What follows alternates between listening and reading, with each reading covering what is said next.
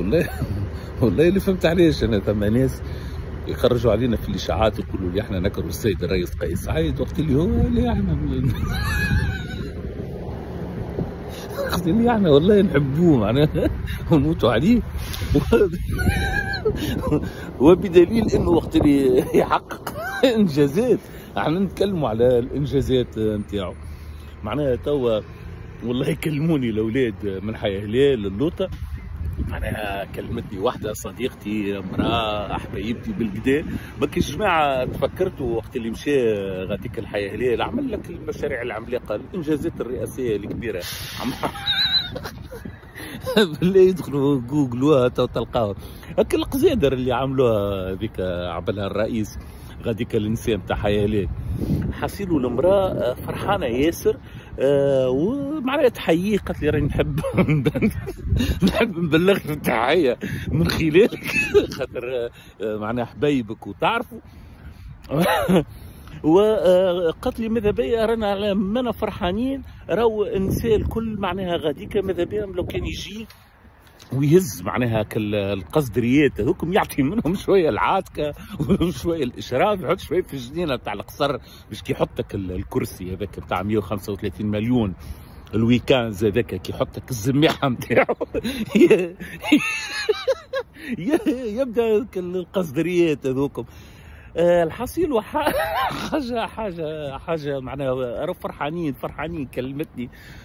ما نجمش نقول اسمها المراه لا نضرها، ما كلمتني هي ولدها تو ماني كنت باش نعمل لايف وجهه يقطع البركه من الدار، معناها حاولت 200 مره وشيء خرجت نعمل في دوره كلمتني هي ولدها زاد يشكر فيه ويدعي عليه كان بالخير.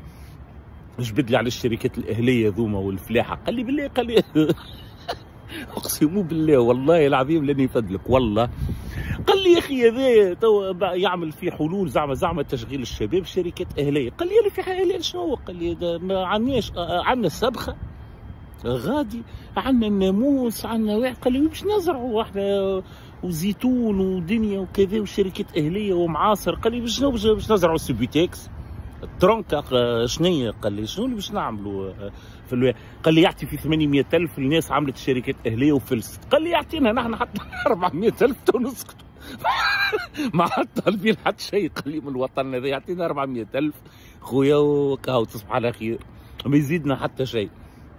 يعني كوارث. ما فهمتش انا قيس سعيد علاش ما تستقيلش؟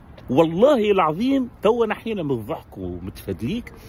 استقيل يا اخي استقيل والله يا اخويا ما نكلموكش نحسبوا نقولوا مثلا زلزال ضرب البلاد، تعدى زلزال ضربنا دمر الاقتصاد والبنيه التحتيه وهلك الدنيا ونحسبوها، ولا نحسبوا الاعصار دانيال هذاك الاعصار مش عاجبك اسمه دانيال تو بدلوه اعصار المنجي ولا اعصار عبد الرحمن.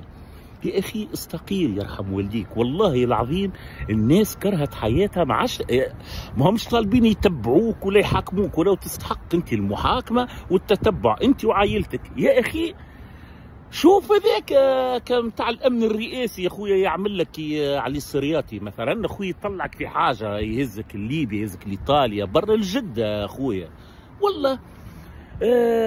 على كل حال نحب اخر حاجه معناها نحيي رجال الساحل ونحذر برشا اخرين راهو ماشي في بالهم اللي قيس سعيد مازال باش يزيد عام واثنين وثلاثه، والله الا فات الفوت راهو انتهى. ماذا بيكم نقصوا من الدوانه خليوا باب مفتوح للصلح، ولا ان شاء الله ربي يعطيكم الاعصار دانيالي يهزكم ان شاء الله.